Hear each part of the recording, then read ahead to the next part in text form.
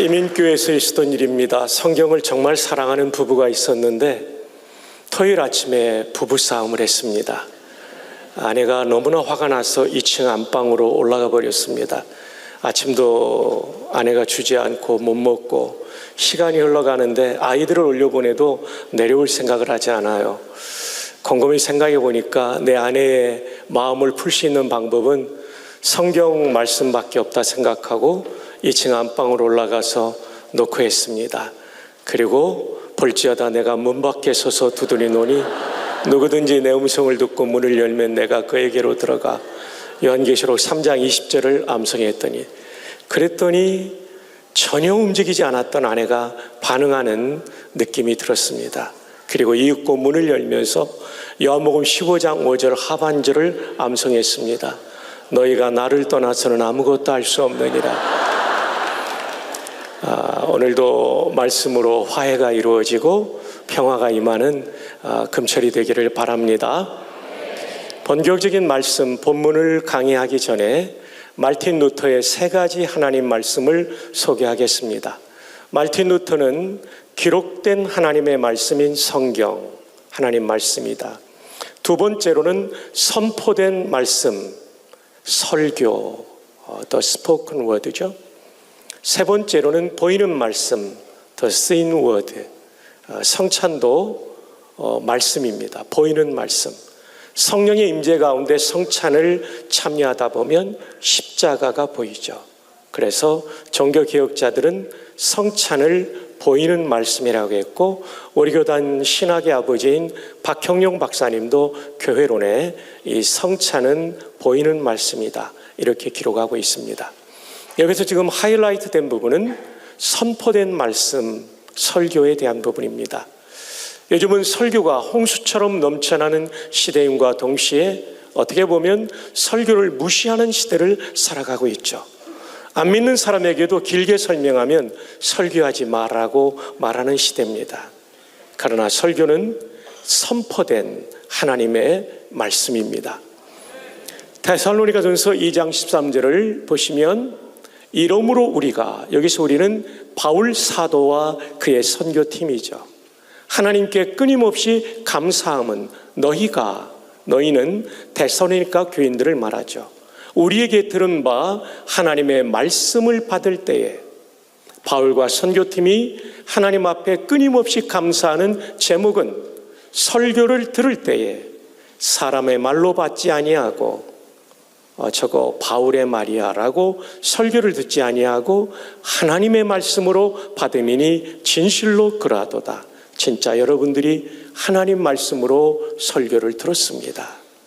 그 결과가 무엇이냐면 이 말씀이 또한 너희 믿는 자 가운데서 역사하느니라. 워킹이 되었다는 거죠. 에베소 교회는 데살로니가 교회보다 더 오래 설교했습니다. 3년 설교했습니다. 바울 사도가. 고린도 교회는 1년 6개월을 설교했습니다. 그러나 데살로니가 교회는 새 안식일 곧 3주밖에 설교하지 않았지만 이 교회는 지중해권의 믿음으로 소문난 교회가 되었습니다. 그 이유는 예배를 드리고 설교를 받을 때 사람의 말이 아니라 하나님의 말씀으로 받았기 때문입니다. 귀하신 여러분, 여러분의 일생의 신앙생활 속에 또 오늘 여기에는 수영로 교우들뿐만 아니라 탐방 오신 성도님들도 계실 텐데 여러분의 교회 담임 목사님이 설교하실 때 그것을 목사님의 말이 아니라 하나님의 말씀으로 받는 믿음이 있기를 축복합니다. 이 말씀이 여러분의 삶을 깨우며 부흥케 할 줄로 믿습니다. 종교개혁자인 하인리 블링거 스위스 취리히에서 사역했던 분이십니다. 그분은 제2 스위스 신앙고백서를 썼는데 거기에 이런 말을 했습니다. 한번 읽어보실까요? 시작.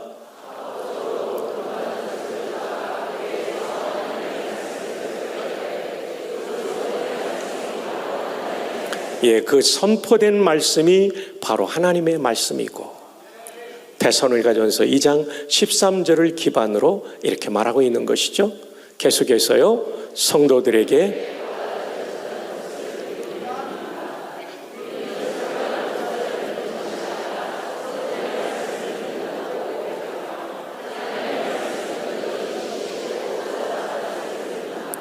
목회자들의 연약함에도 불구하고 성령의 인도 가운데 선포하는 하나님의 말씀인 설교는 나를 살리는 선포된 말씀임을 믿으시기를 주님의 이름으로 축복합니다.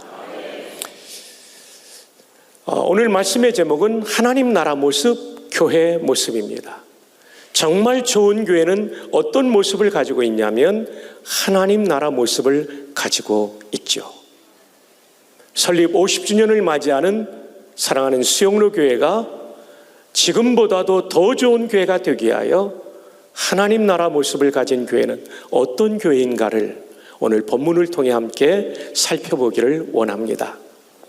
성경에는 하나님 나라가 세 가지가 나옵니다. 먼저는 죽어서 가는 하나님 나라입니다.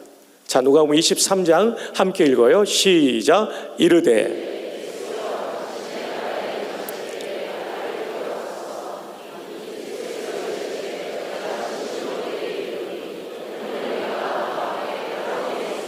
십자가 상의 강도가 매우 짧은 신앙 고백을 합니다. 당신의 나라에 임하실 때 나를 기억하소서. 그런데 예수님께서 진실로 내기로니니 강조구문입니다. 진실하신 예수님이 진실로를 쓸 때는 강조하는 표현입니다. 오늘 네가 나와 함께 낙원 천국에 있으리라. 천국의 다른 표현인 낙원을 쓰고 있는 것이죠. 도대체 짧은 고백이 무엇이기에 여기서 핵심은 당신의라는 소유격입니다. 당신의 나라, 이 나라의 소유권자가 예수님이죠. 나라의 소유권자는 곧 왕이고 왕은 유대 개념의 메시아이기 때문에 예수님 나의 구주여 당신의 나라에 임할 때 나를 기억하고 데려가 주십시오 라는 신앙 고백이었기 때문에 오늘 네가 나와 함께 낙원에 있으리라. 구천을 떠도는 게 아닙니다. 예수님을 믿으면 지금 죽어도 천국으로 직행합니다. 그래서 죽어서 가는 하나님 나라가 있다는 걸 보여주고 있고요. 디모데후서 4장 18절에 오면 바울 사도는 순교 직전에 이 말씀을 기록합니다. 주께서 나를 모든 악한 일에서 건져내시고 로마의 박해 상황 속에서 건져내시고 지금 투옥돼 순교를 기다리고 있는 상황이죠.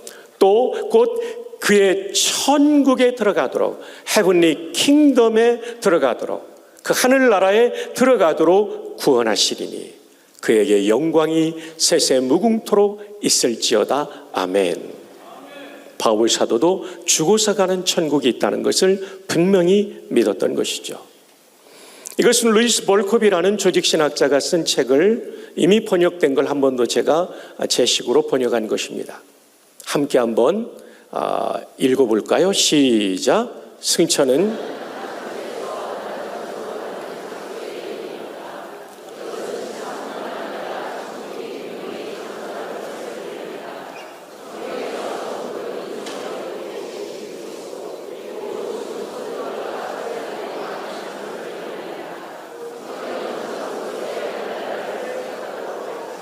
자, 여기서 가장 많이 반복된 단어는 뭡니까? 장소입니다. 플레이스입니다. 죽어서 가는 천국은 상상이 아니라 분명히 플레이스로 존재합니다. 이 대목은 예수님의 승천을 설명하면서 기록한 대목인데요. 예수님이 승천하실 때 부활의 몸을 가지고 가셨기 때문에 인성을 입고 계신 그리스도 그리고 앞서간 성도들이 그곳에 있는 것이죠. 우리도 죽으면 이곳에 가게 될 줄로 믿습니다. 영광의 나라에 들어가는 거죠. 정필도 원로 목사님께서도 이곳에 계신 줄 믿습니다. 두 번째 하나님 나라는 종말에 임하는 하나님 나라입니다. 요한계시록 21장 1절 또 내가 새하늘과 새 땅을 보니 처음 하늘과 처음 땅이 없어졌고 바다도 다시 있지 않더라. 다 불타 없어지고 새하늘과 새 땅이 조성됩니다.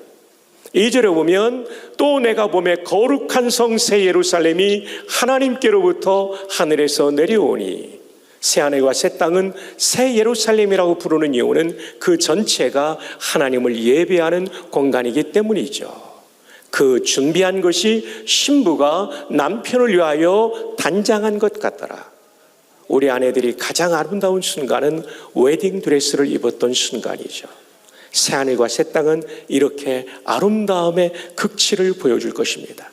그러나 이것은 정지된 아름다움이 아니라 내가 만물을 새롭게 하노라 계시록에 말했기 때문에, 새롭게 한다는 말은 진행형으로 쓰였기 때문에 새하늘과 새 땅은 날마다 새로운 기쁨과 감격을 맛보는 최고의 나라가 될 줄로 믿습니다. 마지막 세 번째 하나님 나라는 현재 이 땅 여기서 경험하는 하나님 나라입니다. 오늘 본문의 하나님 나라는 이 세 번째 현재 경험하는 하나님 나라입니다. 이 하나님 나라는 왕이신 하나님의 통치를 받는 것이 현재 경험하는 하나님 나라인데, 하나님의 통치 앞에 순종할 때 내 마음속에 이루어지는 은혜의 나라.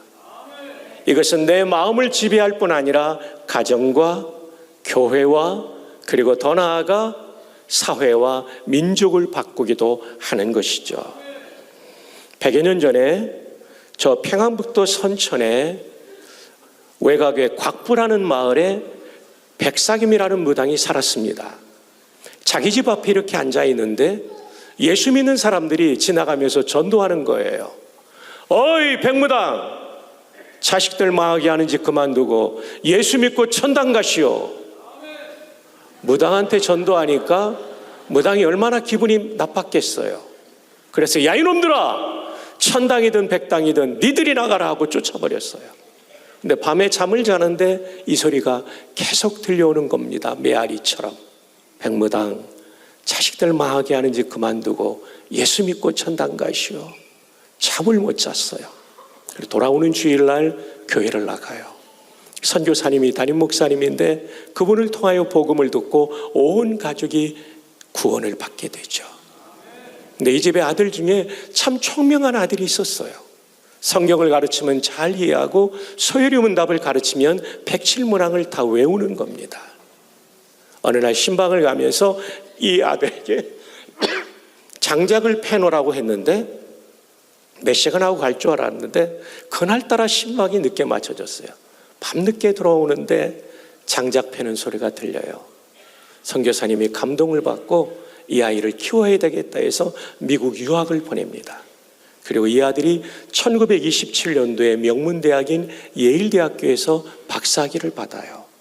놀라야 될 때 안 놀라면 제가 놀라게 됩니다. 지금도 예일대학교에서 PhD 받기 어렵습니다. 귀국하여 그는 연희 전문의 교수가 됩니다. 그리고 1950년도에는 한국전쟁 때 문교부 장관이 되고 군목제도 창설을 위해 한경직 목사님과 함께 이승만 대통령을 설득해서 성사시킨 인물이죠. 군수원교연합회 초대이사장이 됩니다. 1957년도에는 연희대학교와 세브란스 의대가 합쳐져서 연세대학교가 될 때 초대 총장이 백사겸 무당의 아들입니다. 지금도 연세대학교 중앙도서관 앞에 앉아 계시는 용재 백낙준 박사가 백무당의 아들입니다. 하나님 나라는 이렇게 우리의 작은 가슴 속 한 평도 안 되는 우리 마음속에 임하지만 내 영혼을 살리고 인생을 살리고 가정의 운명을 바꾸고 그리고 교회와 사회와 민족을 살리는 줄로 믿습니다. 오늘도 기도하는 여러분의 마음속에 하나님의 은혜의 나라가 강력하게 임하기를 주 예수님의 이름으로 축복합니다.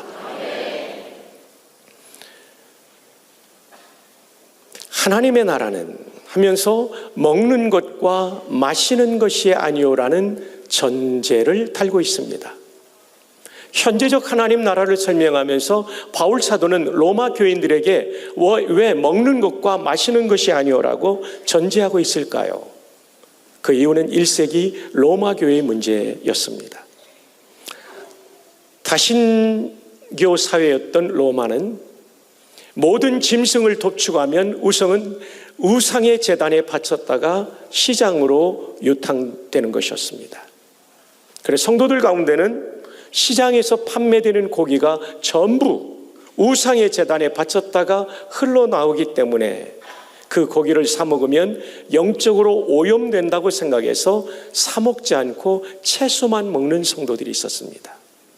이와는 반대로 바울 사도의 가르침을 따라 고기를 사 먹는, 양심의 자유를 누리면서 사 먹는 분들이 있었죠. 여성들이 한번 3절을 읽어주십시오. 혼인을 금하고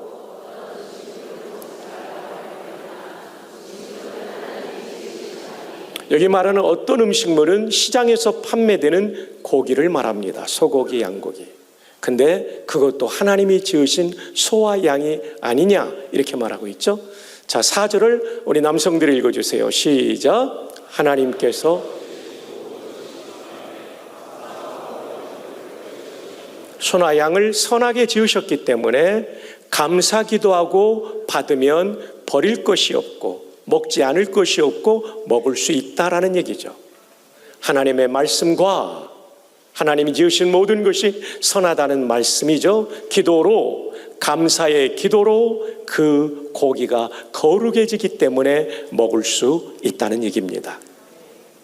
이제 추석이 다가오는데 조상제사상에서는 절대 절하면 안 됩니다. 절하는 것은 예배행위입니다. 그러나 음식을 먹을 수는 있어요. 추모예배로 바꾸면 좋지만 추모예배로 바꾸기 어렵다면 기도하면서 가족들의 마음을 다치지 않게 하는 게 중요합니다. 여러분이 주도권을 가지고 바꿀 수 있다면 바꾸고 그렇지 않다면 여러분 제사상을 준비할 때 여러분이 돈을 1.5배 내지 2배를 더 내야 됩니다. 두 번째, 음식 만들 때 같이 만들어야 됩니다. 세 번째, 절하는 시간에는 서서 기도하면 됩니다. 가족들을 축복하고. 네 번째, 음식 먹을 때 맛있게 먹고 싶으십시오. 다섯 번째, 설거지 안 하고 먼저 나오면 싸가지 없다고 욕먹습니다. 반드시 설거지까지 마치고 인사 잘하고 와야 그 가족들이 구원받을 수 있는 거죠. 어쨌든 우리는 우상의 제단에 바쳤던 시장에서 판매되는 고기라 할지라도 추석에 제사를 지낸 음식이라 할지라도 하나님의 말씀에 의지하여 감사기도하고 먹을 수 있다는 것을 배우게 되는 거죠. 그런데 로마 교회는 이 두 그룹이 심각한 갈등을 일으켰습니다. 바울은 이 문제를 풀기 위하여 로마서를 기록하다가 14장과 15장에 이 문제를 푸는 대안을 제시합니다. 어떻게 해결합니까? 하나님의 나라라고 하는 성경의 본질적인 주제를 가지고 다루고 있죠. 항상 문제가 일어나면 본질로 돌아가야 문제를 푸는 해답이 나올 수가 있습니다.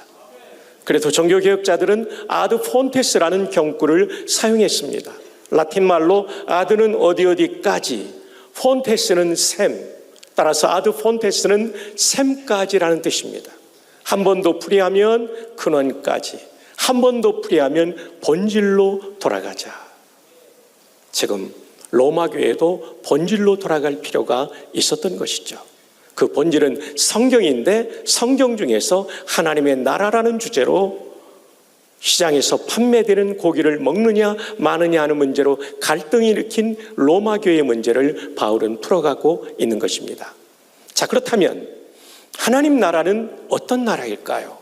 먼저 성경은 의의 나라라고 말합니다. 한번 따라해 볼까요? 하나님 나라는 의의 나라이다.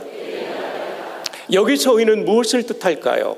영어로 righteousness, 헬라어로 디카이오시네라는 똑같은 단어인데 세 가지 의미로 사용됩니다.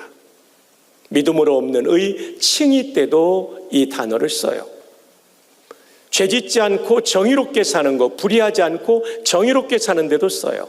근데 이 본문에서는 칭의와 정의의 뜻이 아니라 세 번째 관계적 의로 쓰였습니다. 자, 그럼 관계적 의는 뭐를 말할까요? 하나님과 나의 올바른 관계를 말합니다. 하나님 나라에서 하나님은 왕이시면 올바른 관계가 되기 위해서 나는 종이 되어야 됩니다. 종이 되어야 하나님의 은혜의 나라가 내 마음과 내 가정에 임한다는 것이죠. 그 유명한 다윗 왕의 이 시편을 여러분 아시죠? 어느 날 저는 이 성경을 묵상하다가 깜짝 놀랐어요. 오래전이죠. 다윗이 최고의 왕인데 하나님을 왕이라고 부르죠. 왕이신 나의 하나님이여, 내가 주를 높이고 하나님이 주인이면 나는 종이 되는 것이죠. 이스라엘 역사상 가장 위대하게 쓰임받았던 사람들의 공통점은 종으로 하나님 앞에서 살았던 사람입니다. 다윗의 아들 솔로몬 왕은 성전을 다 짓고 봉헌 기도를 드릴 때 열왕기상 8장 23절에 이렇게 기도하고 있습니다. 이스라엘의 하나님 여호와여, 위로 하늘과 아래로 땅에 주와 같은 신이 없나이다. 주께서는 온 마음으로 주의 앞에서 행하는 종들에게, 누구에게요? 종들에게 언약을 지키시고 은혜를 베푸시나이다. 누구에게 언약을 지키시고 은혜를 베푸시냐면 주 앞에서 온 마음, 반마음이 아니라 온 마음, 전심으로 행하는 종들에게 언약을 지키시고 은혜를 베푸시는 줄로 믿습니다. 그래서 이어지는 기도를 보면 솔로몬은 자기 아버지를 부르면서 8장 24절부터 3번이나 왕 다윗이라고 부르지 않아요. 하나님 앞에서 주의 종 내 아버지 다윗 3번 나와요. 자기 자신을 가리킬 때도 종이 이곳에서 비는 기도를 들으시옵소서, 종과 이 백성이 비는 기도를 들으시옵소서 3번 자기를 종으로 가리켜요. 우리는 깨달을 수 있습니다. 이스라엘 역사상 가장 영광스러웠던 왕들, 그들의 공통점은 하나님 앞에 종으로 살았다는 것입니다. 그러나 그들도 하나님 앞에 종이 아니라 자기가 주인 되고 왕이 되었을 때는 한결같이 밧세바 사건, 인구조사 사건, 그리고 이방 여인들을 취하고 우상을 숭배하는 길로 걸어갔던 것이죠. 그러나 회개했다는 건 뭡니까? 다시 종의 위치로 돌아온 것입니다. 우리의 일생 하나님 앞에 종으로 살 수만 있다면, 하나님과의 올바른 관계적 의를 누릴 수만 있다면 하나님께서는 우리에게 놀라운 현재적 하나님 나라의 은혜를 부어주실 줄로 믿습니다. 근데 여기 송축이라는 단어도 아주 중요합니다. 이거는 중간고사에 나올 만큼 중요한 단어입니다. 히브리어로는 바라크라고 합니다. 한번 따라해 볼까요? 바라크. 여러분 거의 발음이 신대원 수준이십니다. 여러 뜻이 있는데 그 중에 하나가 이 본문에서의 뜻은 이것입니다. To do, 찬미하다. With bended knees. 네가 복수형이죠. 한 무릎을 꿇는 것이 아니라 두 무릎을 꿇는 것입니다. 고대 두 무릎을 꿇는 부복의 자세는 상대방이 왕이라는 뜻입니다. 두 무릎을 꿇고 하나님을 찬미한다는 얘기는 하나님은 나의 왕이라는 고백이죠. 그러니까 왕이신 나의 하나님과 송축 아래에다가 짝을 이루고 있는 것이죠. 여러분이 잘 아시는 할렐루야는 할랄이라는 동사에서 왔어요. 기쁨으로 노래하다. 테힐라 역시 비슷한 뜻이에요. 대표적으로 찬양하다는 동사죠. 또 악기를 연주하며 찬양하는 것은 자마르라고 합니다. 손을 들고 하는 찬양은 야다라고 합니다. 손이 히브리 말로 야드니까. 이런 모든 찬양의 동사 중에 최고의 동사는 바라크입니다. 내 인생의 왕은 하나님이십니다. 하나님만이 높임을 받으시옵소서. 귀하신 여러분, 우리의 일생의 찬양과 예배가 우리를 드러내는 퍼포먼스가 아니라 진정한 무릎 꿇는 예배자, 하나님을 왕으로 높이는 바라크의 예배자, 찬양자들 되기를 축복합니다. 이게 진짜 예배입니다. 송축해 내 영혼, 내 영혼아, 거룩하신 이름, 이전에 없었던 노래로 나 주님을 경배해. Bless the Lord, O my soul, O my soul. Worship His holy name. Sing like never before, O my soul. I worship Your holy name. Bless라는 단어가 목적어를 하나님으로 취할 때는 송축하다로 번역합니다. 젊은 분들께서 영어 성경을 보실 때 Bless the Lord, 아니 내가 하나님에게 어떻게 복을 드리지? 아니에요. 그건 찬양 드린다는 송축하다로 번역해야 됩니다. 하나님이 우리를 블레스할 때는 복 주시다, 복을 베풀다, 복을 내리다. 그리고 우리가 다른 사람에게 블레스할 때는 축복하다. 성경에 정확하게 구분이 되어 있으니까요. 창세기 12장 3절 아브라함에 대한 말씀 보면 나오게 될 겁니다. 어쨌든 이 바라크가 중요해요. 송축하다. 영어로는 블레스인 것이죠. 현재적 하나님 나라를 경험하는 비결은 뭐냐면 하나님을 왕으로 모시고 종으로 살 때 이루어지는 은혜의 나라입니다. 근데 요즘 젊은이들의 문제는 컴퓨터를 주인으로 모시고 살죠. 그래서 컴퓨터를 위한 기도문도 나왔다고 합니다. 메모리에 있는 우리 프로그램 암호를 거룩하게 하옵시며 운영체계에 임하옵시며 명령이 모니터에서 이룬 것 같이 프린터에서도 이루어지이다. 오늘날 우리에게 일용할 데이터를 주옵시고 파일의 에러를 사하여 주옵시고 우리를 다운에 들게 하지 마옵시며 다만 정전에서 구하옵소서. 대개 CPU와 하드와 USB가 컴퓨터께 영원히 있사옵나이다. 엔터.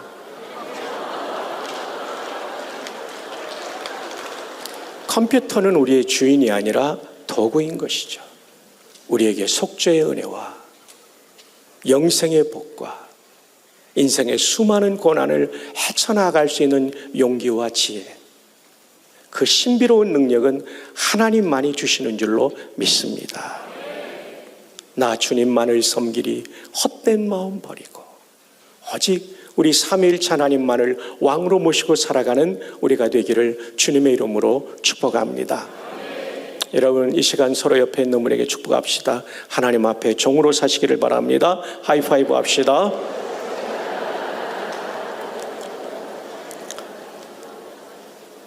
이 교회 예배당에 있는 사람이 다 종이면 하나님이 얼마나 영광을 받으시겠어요. 예. 근데 이 정도 하면 여러분 다 잊어버리기 때문에 충격을 받아야 안 잊어버립니다. 남성들에게는 하나님 앞에 종놈으로 삽시다. 여성들에게는 종, 네, 그렇게 두세 분에게 하이파이브 하며 격려합시다. 시작.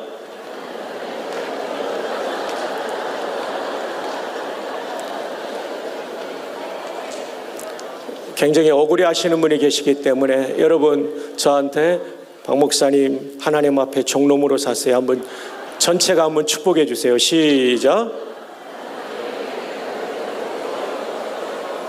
네, 굉장히 얼굴들이 밝아지는 걸 느낍니다. 총신대학교가 복되려면 제가 종놈이 돼야 하나님의 통치가 임하는 학교가 되죠. 제가 은퇴할 때 가장 명예로운 축사는 이것이 아닐까 싶어요. 박성교 목사는 종으로서의 총장의 직무를 수행하다 임무를 마쳤다. 저의 기도 제목이죠. 자, 그렇다면 우리 모두가 종으로 살기로 결단했다면 어떻게 살아야 좋은 종이 될 수 있을까요? 고대의 종은 4가지가 없었습니다. 첫 번째로는 자기 뜻이 없었어요. 아무리 하고 싶어도 주인이 하지 마, do not 하면 딱 멈추는 사람입니다. 아무리 하기 싫어도 주인이 해 하면 do 하면 하는 사람입니다. 귀하신 여러분, 하나님의 말씀을 읽거나 들을 때, 기도할 때 주신 감화에 따라 즉각적으로 순종하는 은혜가 있기를 바랍니다. 그게 좋은 성도, 좋은 종이에요. 오늘 밤에 기도해야 될 것, 주님 말씀 듣고도 순종하지 않았던 거 회개 기도 드리면 우리의 삶에 새로운 혁명이 일어날 줄 믿습니다. 두 번째로 고대의 좋은 종은 자기 돈이 없는 사람입니다. 다윗이 왜 좋은 종인지 아십니까? 역대상 29장에 보면 28절에 다윗이 죽어요. 죽기 전에 4절에 다윗이 자기가 들어갈 예배드릴 성전도 아니지만 성전 건축을 위한 헌금을 드립니다.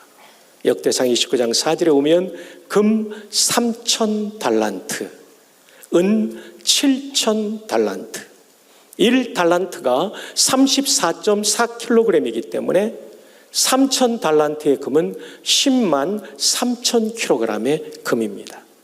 은 7,000달란트는 은 24만 kg의 은입니다. 제가 청장 비서인 이재용 선생에게 몇 달 전에 계산해 보라고 했더니 12조 7천억 원입니다. 와, 정말 이렇게 놀래주시는 분들은 정말 강사를 도와주시는 분이에요. 12조 7천억 원을 드려요.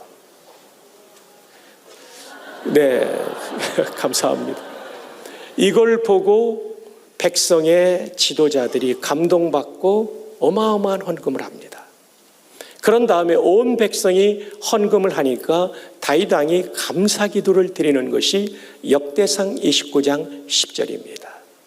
이렇게 시작합니다. 다윗이 온 회중 앞에서 여호와를 송축하여 이르되, 송축이 또 나와요. 우리 조상 이스라엘의 하나님 여호와여, 주는 영원부터 영원까지 송축을 받으시옵소서. 그러면서 14절에 이렇게 기도가 이어집니다. 나와 내 백성이 무엇이기에 이처럼 즐거운 마음으로 드릴 힘이 있었나이까. 12조 7천억 들으면서 손이 안 떨렸다는 얘기입니다. 아깝게 생각하지 않았다는 얘기죠. 이토록 즐거운 마음으로 드릴 힘이 있었나이까. 그 이유를 이어서 말합니다. 모든 것이 주께로 말미암았사오니 우리가 주의 손에서 받은 것으로 주께 드렸을 뿐이니이다. 이것이 헌금의 정신이에요. 내 것 가운데서 드린다는 게 아닙니다. 내 생명도, 내 직업도, 사업도, 나의 이 탤런트도 하나님이 주셨기 때문에 하나님이 주신 것, 하나님 필요하신 것 같아 믿음으로 드립니다. 이게 헌금의 위대한 정신이죠. 어제 학교에 기부를 하러 온 한 장로님이 계셨습니다. 종암제일교회 장로님. 호두 과자의 그 기계를 만드는 장로님이에요. 자기보다 더 유능한 사장님들은 다 망하는데 본인은 망할 듯 망하지가 않는데요. 조그만 걸로 했는데 고속도로 한 군데 갔더니 휴게소에서 잘 되는 걸 보고 다른 휴게소가 다 한 거예요. 이제는 더 이상 이게 한번 기계가 나가면 이게 주물로 만들어서 금방 바뀌는 게 아니거든요. 망가지지 않거든요. 그런데 하나님께서 또 누군가 이 로드샵에서 이걸 또 파는 게 시작된 거예요. 그 장로님 네 분이 참 귀하시더라고요. 총장님, 하나님 은혜 아니면 우리는 여기까지 올 수 없었습니다. 우리 이름 내지 마시고 받아주세요. 참 너무나 감동되는 시간이었어요. 다윗이 그 고백을 하고 있는 거죠. 12조 7천억을 드리면서도 내 돈이 아니라 주의 손에서 받은 거 드렸을 뿐입니다. 제가 군에 있을 때 낙하산을 타는 훈련을 했는데요. 이 특수부대는 군목이 같이 훈련할 때는 1번으로 낙하산을 메고 뛰어내리는 강화자가 군목입니다. 왜냐하면 안 믿는 사람도 군목은 하나님하고 가깝기 때문에 군목이 안전하면 우리도 안전하다는 믿음이 있습니다. 400m에서 제가 1번 강화자로 뛰는데요. 저 아래 땅을 보니까 진짜 사람이 콩알처럼 보이더라고요. 와, 이거 낙하산 펴져야 되는데. 저 낙하산을 걸고 뛰어내렸어요. 뛰어내리는데 몇 초 만에 펴지냐면 4초 만에 펴집니다. 4초 동안 몇 미터 빠지냐면요, 70m 쫙 빠집니다. 거의 추락하는 느낌이죠. 아찔합니다. 숫자를 셉니다. 4초를 세요. 4초 세고 산계검사에서 안 펴졌으면 앞에 있는 예비 낙하산을 이렇게 당겨야 됩니다. 고개를 돌리는 이유는 이렇게 하고 있으면 스프링이 얼굴을 긁기 때문에 이렇게 하게 되어 있죠. 숫자를 1초, 2초 하면 귀에 잘 안 들리니까 1만, 2만, 3만, 4만, 산계검사. 와, 낙하산이 펴져 있는 게 얼마나 감사한지. 할렐루야! 하고 이 낙하산 줄이 28개인데요. 오른쪽과 왼쪽에 방향 조절하는 테크라인이 있어요. 오른쪽을 쫙 당기면 오른쪽으로 가고요. 왼쪽을 당기면 왼쪽으로 가고 둘 다 당기면 빨리 떨어집니다. 와, 돌려보고 너무 좋았어요. 그리고 이 창공에서 하늘을 보니까 그 하늘이 더 아름답고 땅도 얼마나 아름다운지 숲이요. 너무 좋았어요. 여러분도 한번 꼭 경험하기를 주님의 이름으로 축복합니다. 요즘 저도 비행기 타고 다니다 보면 가끔 뛰어내리고 싶은, 낙하산을 주면 뛰어내리고 싶은 그런 충동이 듭니다. 그 아주 멋있거든요, 여러분. 그 펴지기 전까지는 죽을 맛인데 펴지고 나면 너무나 멋집니다. 지상 30m 지점이 되면 앞꿈치 무릎을 모으고 힘 빼고 있으면요, 하나도 안 다칩니다. 다리를 벌리면 사람은 오른쪽 아니면 왼쪽에 힘을 주기 때문에 골절되기 때문에 앞꿈치 무릎 모으고 이렇게 힘 빼고 있으면 안 다칩니다. 근데 이렇게 창공에서 내려오는 기쁨을 맛보려면 지상교육 3주를 통과해야 돼요. 제일 많이 하는 게 착륙할 때 자세, 접지 자세. 이걸 제일 많이 합니다.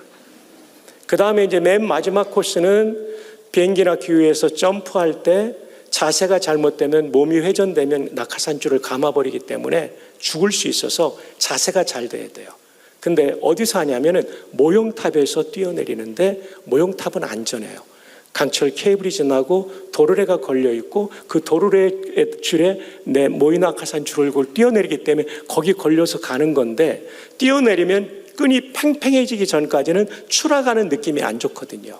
그리고 또 하나는 이 인간이 가장 공포를 느끼는 높이가 11m예요. 그 모형탑의 높이가 11m입니다.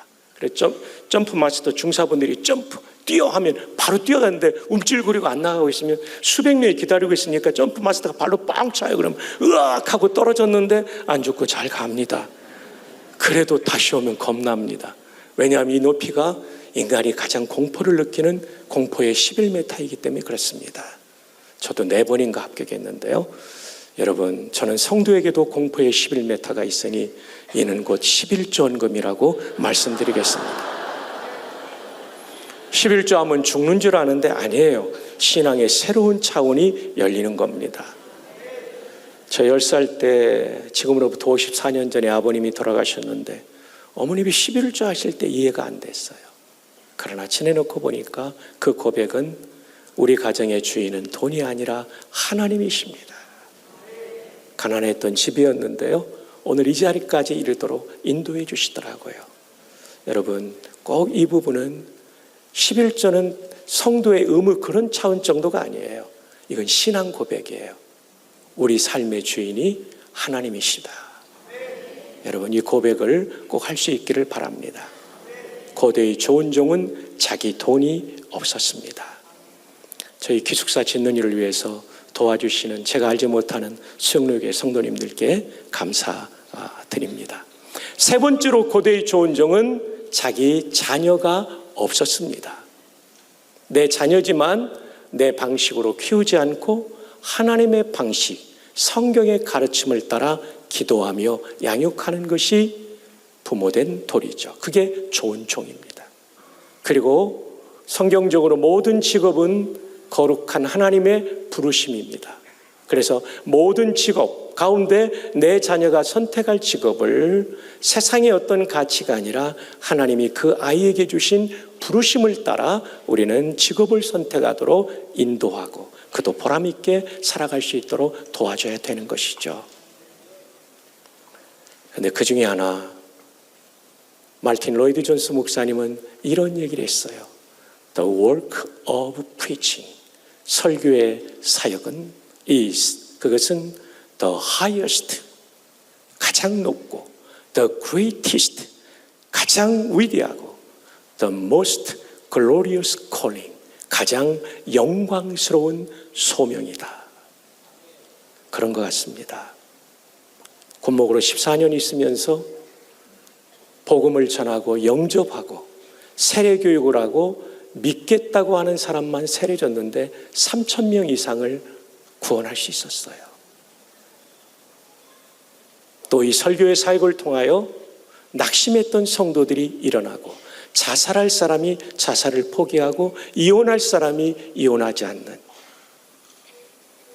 정말 설교의 사역은 가장 높고 위대하고 영광스러운 사역입니다. 여러분의 자녀들 가운데 설교 사역을 위해서 부름받은 자녀가 있다면 총신대학교 신학과와 총신대학교 신학대학원에 보내주시기를 바랍니다. 잘 키우도록 하겠습니다. 정필도 목사님, 이규원 목사님 같은 목사님으로 키워가도록 하겠습니다. 네, 저기 발코니 층에 있는 사람들 총신대학교 꼭 오시기를 바랍니다. 우리 대학에는 신학과도 있고 기독교육과, 영어교육과, 역사교육과, 유아교육과, 아동학과, 중독상담학과, 사회복지학과, 교회음악과가 있어요. 오늘 접수 마감을 했는데요. 수시 모집 3년 내 가장 많이 왔습니다. 참 감사한 것은 제가 부임하던 해부터 계속 늘어나가지고 올해가 제일 많이 왔어요. 참 하나님께 영광 돌리고요. 수영록에 우리 젊은이들 꼭 오시기를 바랍니다. 제가 기숙사도 지금 잘 짓고 있으니까 꼭 오시기를 바랍니다. 여기 청년부죠. 여러분, 하나님께서 여러분을 신대원으로 부르고 계십니다. 정말 감사합니다. 정말 설교의 사역은 가장 높고 위대하고 영광스러운 사역이에요. 이 사역에 여러분 꼭 오시기를 바랍니다. 정말 그렇습니다. 작년에 제가 재영 총신농문회 수련회 강사로 갔다가 영국을 돌아보며 마음이 아팠어요. 말틴 로이드 존스 목사님이 목회하던 3,500명 모이던 교회가 100명도 안 모이더라고요. 담임 목사님이 공석이 상당 기간 되고 있고요. 장로님들이 돌아가면서 설교하시는, 제가 간 날도 밀러 장로님이 설교하는 날이었어요. 어린이까지 포함해서 이렇게 장의자, 영어로 퓨라고 그러죠. 퓨는 하나도 없어요. 옛날에 장의자가 있었는데 쉐어만 100개도 안 되는 거 놓고 예배 드리더라고요. 그 영광스럽던 교회가. 왜 그런지 아십니까? 신학교는 모판이거든요. 신학교의 자유주의 신학과 신정통주의 신학, 자유주의를 반대하며 나왔지만 자유주의와 비슷한 신정통주의 신학이 들어오면서 하나님의 말씀의 권위를 무시하죠. 제가 이규원 목사님, 형님 말씀 무시하면 우리 관계 깨지듯이 하나님 말씀인 성경 무시하면 그 신학교와 교회는 죽을 수밖에 없는 거죠. 영국 교회가 그렇게 돼버렸어요. 그래서 영국 목사님 한 분이요, 교회 3개를 담임하더라고요. 사랑하는 여러분, 총신은 개교 124주년인데요. 신구약 성경은 정확무원 하나님의 말씀으로 믿고 가르치는 신학대학과 신학대학원입니다. 이것이 잘 될 수 있도록 계속 기도해 주셔야 여러분의 손자 손녀 때에 좋은 담임 목사님을 만나게 될 겁니다. 그리고 저기 있는 분들이 와야 좋은 담임 목사님이 나오시게 될 거예요.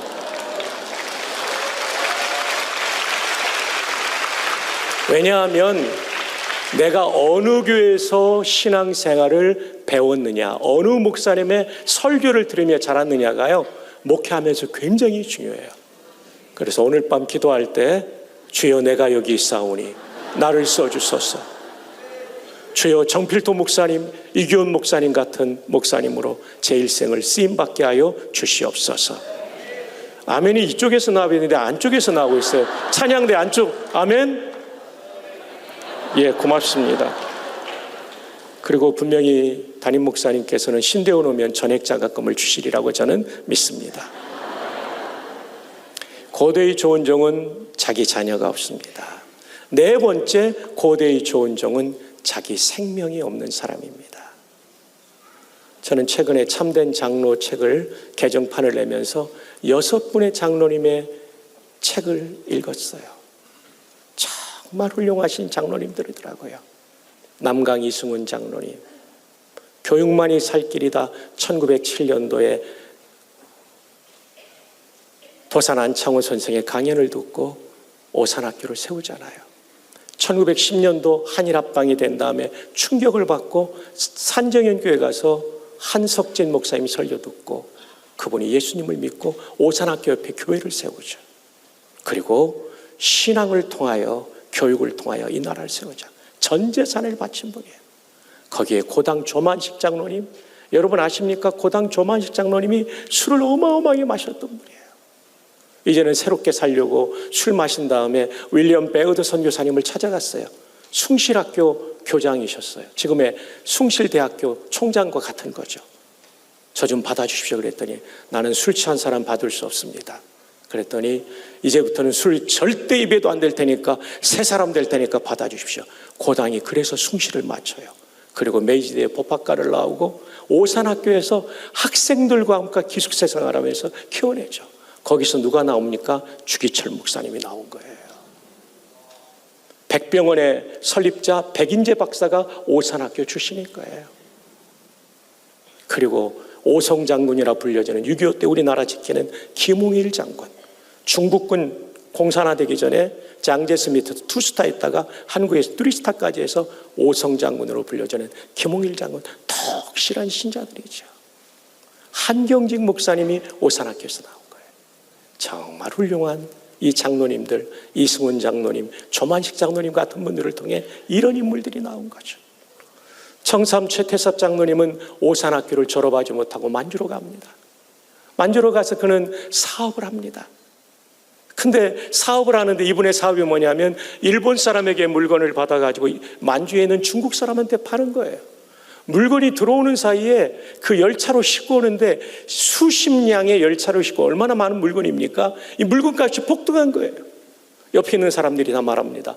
그거 계약 파기하고 그거 위약금 물어내고 그리고 이 오른 값으로 팔면 당신 떼돈 벌 수 있다.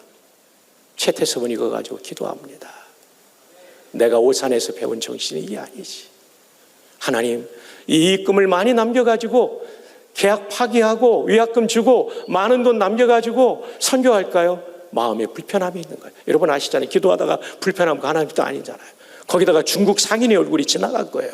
하나님께서는 이렇게 동영상도 보여주십니다. 그래가지고 이분이 그거 파기하지 않아요. 중국 사람한테 그대로 주니까 이 사람이 놀라죠. 보통의 사람들이 이렇게 안 하니까 세상과 다른 방식이었던 것이죠. 성경적인 방식이었던 거죠. 그러면 수익금의 절반 나누게 합시다. 아니에요. 계약대로 다 가져가십시오.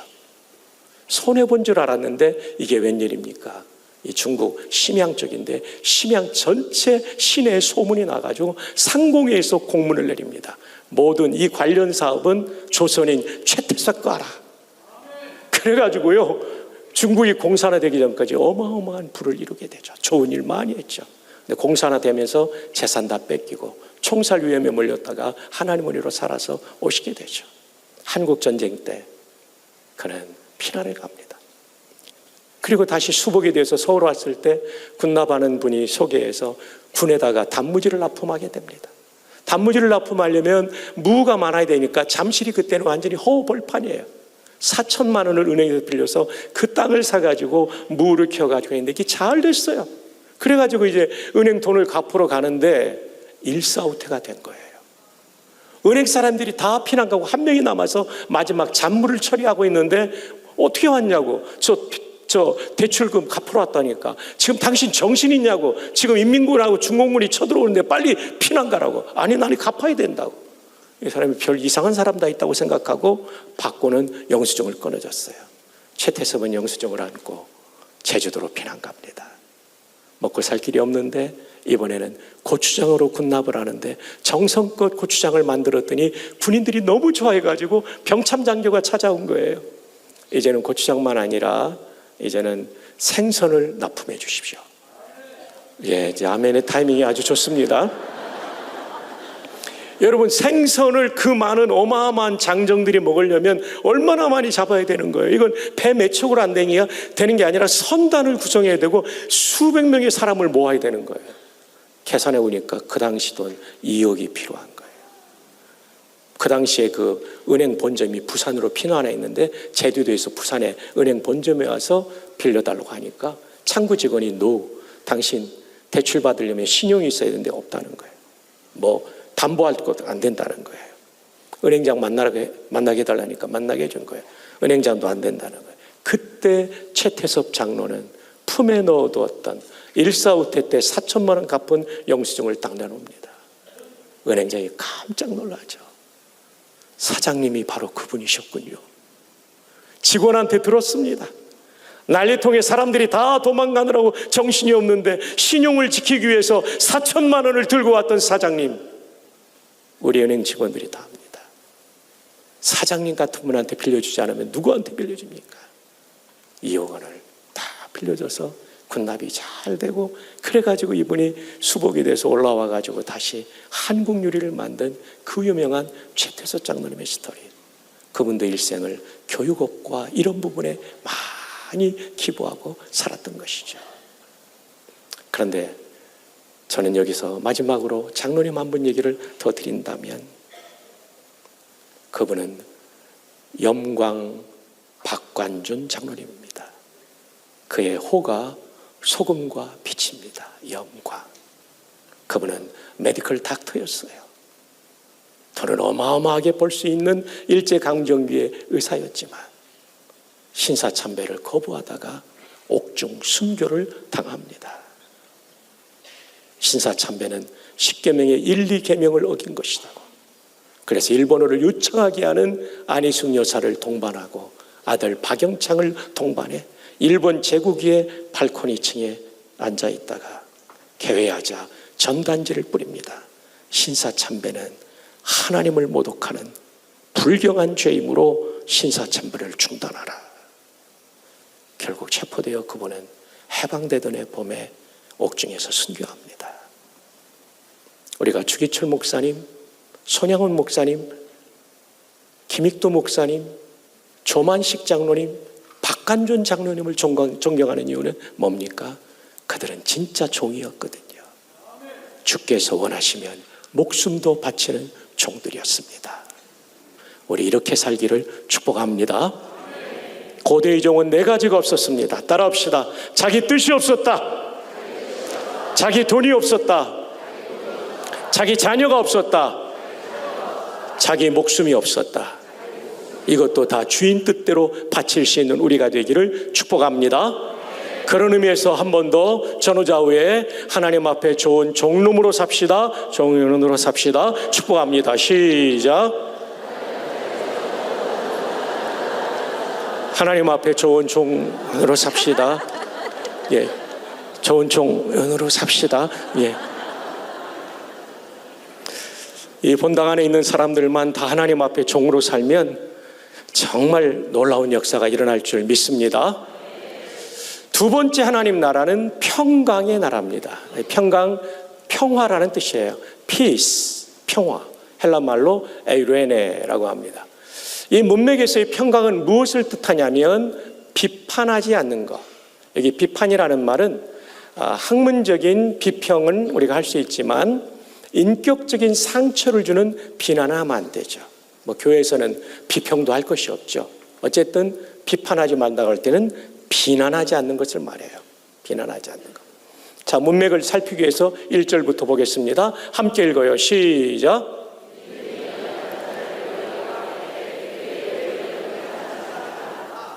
예. 그 다음에 2절 여성들이 읽어주세요.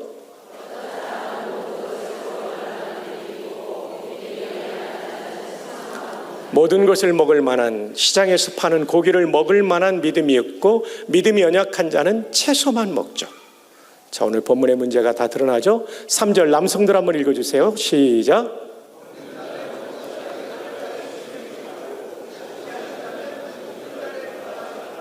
먹는 성숙한 사람은 못 먹는 사람 업신여기지 말고, 먹지 않는 연약한 사람은 먹는 자를 비난하지 말라.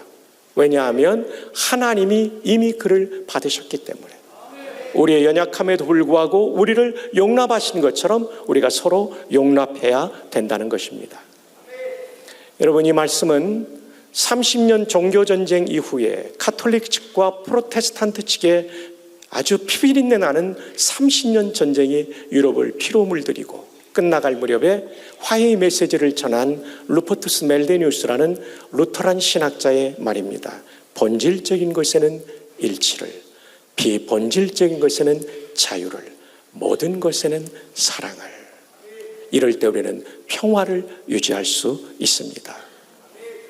교회에서의 본질은 무엇입니까? 신구약 성경 66권, 우리 교단의 표준 문서인 웨스트민스터 신앙 고백, 그리고 사도신경. 사도신경에 어긋나는 것은 다 이단이죠. 네 번째로는 수만 명의 목사님 가운데 이규현 목사님을 수영록의 담임 목사님으로 세우신 분은 하나님이시므로 목사님의 목회 철학에는 본질적인 것에 일치를 가져야 됩니다. 그러나 그 외의 것들은 다 비본질적인 것이기 때문에 자유를 주어야 됩니다. 청년들이 구멍난 청바지 입고 온다고 해서 뭐라고 하면 안 됩니다. 청년들은 그것이 가장 멋진 것이기 때문에 그걸 입고 온 것이죠. 금발로 블론드로 염색하고 온다고 해서 뭐라고 하지 마십시오. 흰머리 검은 물들이나 검은 머리 노란 물들이나 그게 그거입니다. 한 25년 전에 제가 존경하는 형님 목사님이 계신데 아들이 사춘기 방황할 때 머리를 금발로 염색하고 온 거예요. 저녁 식사하고 기도하러 가는데 학교에서 돌아오는 아들이 장남이 그런 거예요. 가슴이 철렁했죠. 우리 교단이 얼마나 보수적입니까? 근데 야단을 치면 방황하는 아들이 뛰쳐나갈 것 같아서 이 형님이 잠깐 기도하고 아들의 어깨에 손을 얹고 이렇게 축복했대요. 아들아, 머리는 노랗게 물들어도 가슴은 예수로 물들기를 바란다. 정말 훌륭한 아빠죠. 이 아들이 몇 달 후에는 미안해서 그런지 머리를 까맣게 물들이고 돌아왔고 미국 유학을 마쳐 총신대 신대원을 졸업하고 지금은 좋은 목사가 되어 있습니다. 비본질적인 것의 자유죠. 저는 결혼하고 제일 힘들었던 게 먹는 문제였어요. 저의 원 가정은 부침개, 튀김, 구이 이런 걸 좋아하는 집이고 제 아내는 채소 위주를 좋아하는 그런 식단을 좋아하는 집안의 딸이에요. 결혼하고 보니까 맨날 풀이 올라와요. 어느 날 풀이 너무 많이 올라왔어요. 짜증이 나가지고 와, 오늘은 숲이 올라오는구나. 그 다음 말은 안 해야 되는데 화가 나서 해버렸어요. 좀 이따 뱀 나올 것 같다. 이거는 거의 망언 수준이어가지고 지금도 상처가 되고 있습니다. 그러나 콩이나 두부나 멸치 이런 건 잘 해줬어요. 영양소는 빠지지 않는데 나는 좀 부침개 이런 거 좋은데 잘 안 해주는 거예요. 거기 진짜 잘 안 해주는 거예요. 근데 30여 년이 지난 오늘 어떡합니까? 본질적인 그 영양소는 다 채워지니까 또 건강에 안 좋은 거 튀김 안 준다니까 어떡합니까? 부침개 안 준다니까 비본질적인 자유를 줬더니 어떤 유익이 있냐면 저희가 6남매인데 제가 외아들이고 누나 셋 여동생 둘이니까요. 여성들은 어머니 요리 방식을 따르잖아요. 둘째 누나 빼놓고는 어머니 아버지 가셨던 고혈압을 다 가지고 있어요. 저는 아직도 64세인데 성인병 약을 하나도 안 먹어요. 이것은 하나님의 은혜인 동시에 풀을 먹인 제 아내의 공로라고 생각합니다. 비본질적인 것에 자유를 주는 게 아주 중요합니다. 본질적인 것 아니면 자유를 부부 사이에도 주는 게 아주 중요합니다. 아디아포라라는 기독교 윤리학 말이 있어요. 이거 기말고사에 나올 거니까 잘 따라와 주시기 바랍니다. 구별할 수 없는 A를 선택해도 죄가 되지 않고 B를 선택해도 죄가 되지 않는 거예요. 시장에서 판매되는 고기를 사 먹어도 죄가 되지 않고 사 먹지 않아도 죄가 되지 않는 거예요. 문제는 형제자매에게 상처를 주는 비난을 할 때는 죄가 되는 거죠. 김장한 목사님은 미국 분과 결혼했죠.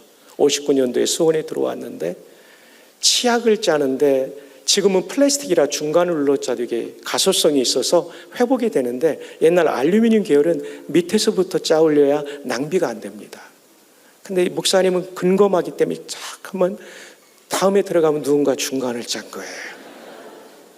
또 그거 잘 만들어 놓으면 또 그런 거예요. 이것 때문에 싸웠는데 새벽기도 하는데 장원아 너 때문에 태평양을 건너왔는데 치약 가지고 싸우냐. 깨닫고 아디아포라를 선언하니까 평화가 임했다고 그러죠. 여러분 부부의 치약은 무엇입니까? 오늘 돌아가면서 아디아포라를 선언하기를 바랍니다. 자, 우리 전호자의 하이파이브 합시다. 아디아포라. 교회 안에서도 아까 말씀드린 본질 외에는 다 자유를 줘야 됩니다. 다 자유를 줘야 돼요. 성경, 웨스트민스터 신앙고백, 사도신경, 목사님의 목회 철학 이런 거 외에는 자유를 주어야 더 많은 사람들이 이곳에서 영혼의 안식처를 찾고 뿌리를 내리게 되는 거죠. 자, 함께 8장 8절을 읽어볼까요? 시작.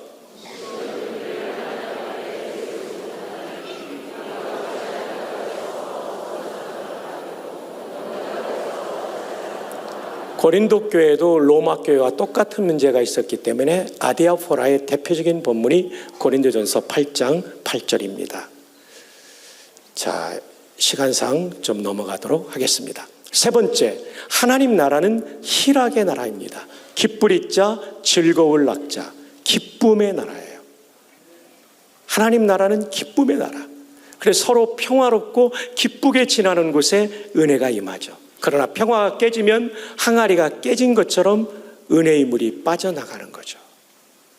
비본질적인 것에 자유를 주는 평화가 그래서 중요해요. 그렇지 않으면 내 마음에서도 빠져나가고 가정에서도 빠져나가고 교회에서도 빠져나가기 때문에 평화와 희락이 정말 중요합니다. 희락의 말은 헬라어로 카라라고 합니다.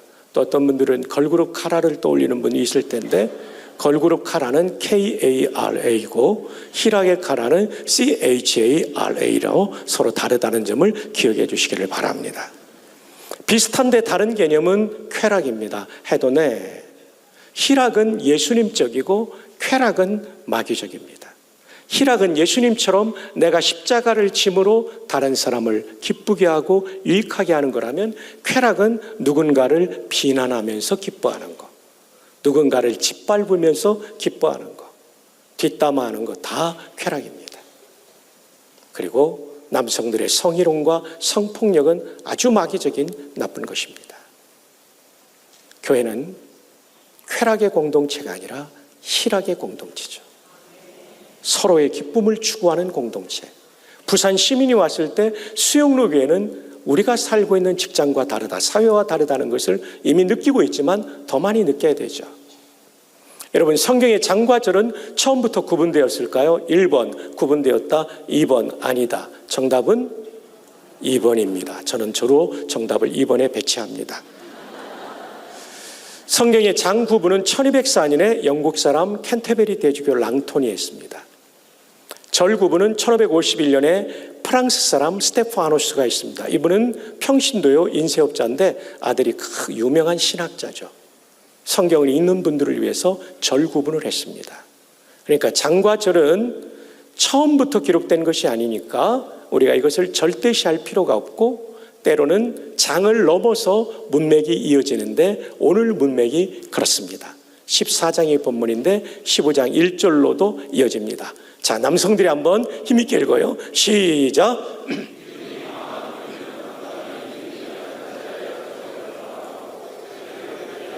자기를 기쁘게 하면 쾌락이 되는 겁니다. 자, 여성들이요. 시작.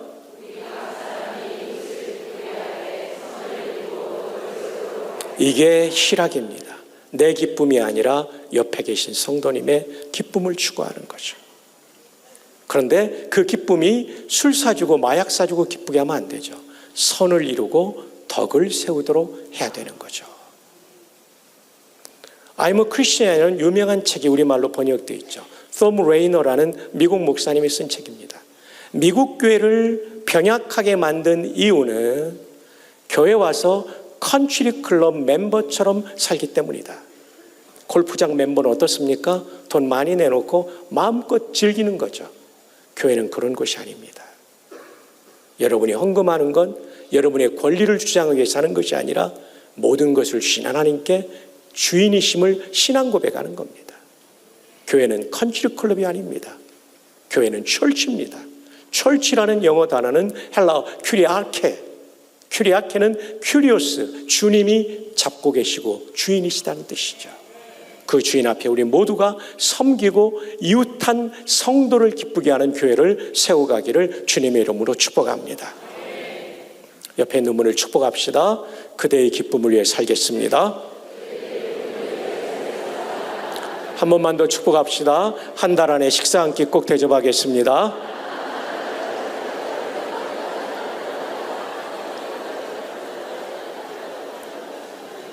그리스도께서도 자기를 기쁘게 하지 아니하셨나니 예수님이 자신의 기쁨을 추구하셨다면 십자가를 지지 않으셨을 거예요.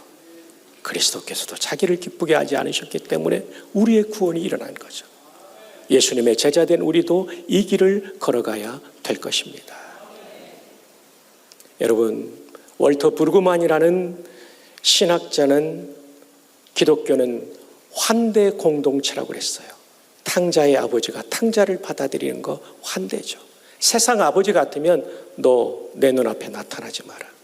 그 돈이 어떤 돈인데 다 잃어버리고 왔냐. 이럴 거예요. 환대죠. 아버지. 방문객이라는 시가 있지 않습니까? 정현종 시인의 시입니다. 사람이 온다는 건 실은 어마어마한 일이다. 그는 그의 과거와 현재와 그의 미래와 함께 오기 때문이다. 그의 일생이 오기 때문이다. 여러분, 오늘 이 본당에 여러분의 일생을 가지고 와 계신 겁니다. 부서지기 쉬운 마음, 그래서 부서지기도 했을 마음이 오는 것이다. 그 갈피를 바람은 더듬어 볼 수 있는 마음, 내 마음이 그런 바람을 흉내낸다면 필경 환대가 될 것이다. 참 귀한 시죠. 그렇죠. 우리는 세상에 살며 부서지기 쉬운 마음, 아니 부서진 마음을 가지고 교회에 오는 거죠. 근데 그 갈피를 바람은 더듬어 본다는 얘기는 태풍이 아니라 미풍이죠. 어릴 적 집에 뒷동산에 뛰어 올라가면 그 미풍이 불어올 때 팔을 벌리고 있으면 제 볼과 그리고 제 어깨, 제 셔츠 사이로 미풍이 스며들어 그 시원했던 감각을 잊을 수 없어요. 그래서 우리가 동요로 그 노래 부르잖아요. 산 위에서 부는 시원한 바람, 그 바람은 여러분 정말 뛰어나십니다. 교회에서 우리가 태풍 같은 존재가 되면 안 되고 그 바람은 좋은 바람, 고마운 바람처럼 상처 입고 수용로 교회당에 오신 그분들이 그 갈피, 마음의 갈피를 헤아려주고 보듬어주고 시원케 하는 그런 귀한 희락을 추구하는 성도들이 되기를 주님의 이름으로 축복합니다. 자, 시간상 넘어갑니다. 자, 그러나 이것은 우리 인간의 본성에 반하는 것입니다. 이것이 뭐냐면 하나님 나라를 경험하고 싶은데 하나님 나라의 하나님을 왕으로 모시고 종으로 사는 것인데 우리는 자꾸 내가 주인 되고 왕이 되고 싶죠. 하나님 나라 평강은 비난하지 않는 것인데 우리는 자꾸 비난하면서 나를 정당화하고 고수할 수 있죠. 하나님 나라의 희락, 다른 사람의 기쁨을 위해 살아야 되는데 내 기쁨을 먼저 추구할 수 있죠. 이것이 우리의 본성, 다른 말로 죄성입니다. 그래서 해석하지 않은 마지막 부분을 살펴봐야 되는 것이죠. 하나님의 나라는 먹는 것과 마시는 것이 아니요 오직 성령 안에 있는 의와 평강과 희락. 그냥 의와 평강과 희락이 아니라 오직 성령 안에 있을 때만. 성령 안에 있다는 말은 무슨 뜻입니까? 안에라는 전치사는, 헬라의 전치사는 크게 두 가지 뜻이 있습니다. 장소, 우리가 예배당 안에 엔 예배당. 두 번째 인격 개념으로 개인적으로 매우 가까운 관계를 안에 있다 그러죠. 이건 우리말에도 있죠. 수년 전에 드라마의 파리의 연인에서 잘생긴 남자 배우가 예쁜 여자 배우에게 뭐라고 말했죠? 내 안에 너 있다. 이게 아주 가까운 관계라는 거죠. 떨어져 있어도 있는 거죠. 여러분도 데이트할 때 경험하셨죠? 저도 명일동에 아내 데려다 주고 좌석버스 타고 흑석동으로 가다 보면 보름달이 확 밝았을 때 그 보름달이 그녀의 얼굴로 바뀌던 그 경험이 지금도 떠오릅니다. 밥을 먹는데 숟가락에서 그 얼굴이 떠올라가지고 주여 전도사가 너무 미안합니다 했던 기억도 있습니다. 이게 안에 있다는 거죠. 그럼 성령 안에 있다는 건 뭡니까? 성령님과 가깝고 성령님을 사랑하고 성령님이 좋은 거예요. 언제 경험합니까? 이렇게 금요 철야에 나왔을 때 경험하고 공예배 때 경험하고 개인적으로 경건의 생활할 때 경험하고 특별히 순종할 때 경험합니다. 여러분 오직 성령 안에 있기를 축복합니다. 그래서 의와 평강과 희락을 경험하는 여러분 개인과 가정과 교회 되기를 주님의 이름으로 축복합니다. 결론입니다. 오늘 말씀의 제목은 하나님 나라 모습, 교회 모습. 설립 50주년을 맞이하는 수영로 교회가 지금도 좋지만 더 좋은 교회가 되기 위해서 우리는 하나님 나라 모습을 한껏 가진 교회가 되어야 되겠죠. 그러기 위해서 우리는 하나님을 왕으로 모시고 종으로 살 때 올바른 의의 관계가 맺어집니다. 그때 은혜가 임합니다. 그리고 성도들이 서로 비난을 금지하고 평화를 유지할 때 거기에 하나님의 은혜가 소복이 쌓이는 하나님 나라를 경험하는 거죠. 성도들이 자기 기쁨이 아니라 옆에 있는 성도의 기쁨을 추구할 때 하나님의 은혜가 가득하게 임하는 하나님 나라 모습을 가진 참으로 귀한 교회가 되는 것이죠. 이런 교회 되기를 바랍니다. 그러기 위하여서는 성령 안에 있어야 됩니다. 오늘 밤도 성령님과 친밀해지고 성령님으로 충만해지는 밤이 되어서 우리의 삶 속에 의와 평강과 희락이 넘치는 복이 함께하기를 주님의 이름으로 축복합니다. 하나님 아버지, 귀한 성도들을 불러주셨사오니 이 말씀 붙잡고 기도할 때 하나님 나라의 모습이 이루어지게 하여 주시옵소서. 한 분 한 분을 살리시고 가정을 살리시고 교회를 살리시고 부산을 살리시며 민족을 살리며 세계를 살리는 교회로 수영로 교회를 사용하여 주시옵소서. 예수님의 이름으로 기도합니다. 아멘.